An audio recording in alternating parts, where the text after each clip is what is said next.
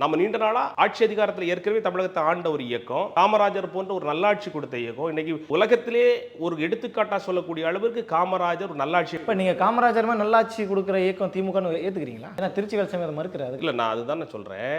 காமராஜர் தமிழகத்தில் ஒரு நல்லாட்சி கொடுத்தாரு. தலைவர் காமராஜர் கொடுத்த ஆட்சி நாங்கள் கொடுக்க வேண்டும். அது காங்கிரஸ் கலர்ல தான் கொடுக்கணும், காங்கிரஸ் கொடியின் கீழே தான் அமையணும், அது காங்கிரஸ்ல இருந்து ஒரு தலைவர் தான் அந்த தலைமை இடத்தை பிடிக்கணும்னு சொல்லக்கூடிய பார்வை பல தொண்டர்கள் மத்தியில இருக்கு. அதுக்கு அதை விட ஒருபடி மேல இன்னைக்கு கால ஓட்டத்தின் அடிப்படையில் வேற ஒரு விச சந்து என்கின்ற அடிப்படையில் ஒரு சித்தாந்தம் பரவலாக்கப்பட்டு வருது. அதுதான் RSS உடைய சித்தாந்தம். அன்றைய காலகட்டத்தில் இருந்த RSS வேகமும் இன்றைய காலத்தில் இருக்கக்கூடிய RSS வேகமும் வேறு. இப்ப எங்களுடைய பொது எதிரி யார்? சட்டமன்ற தேர்தலில் புது எதிரி யாரு? அதை சொல்லுங்க.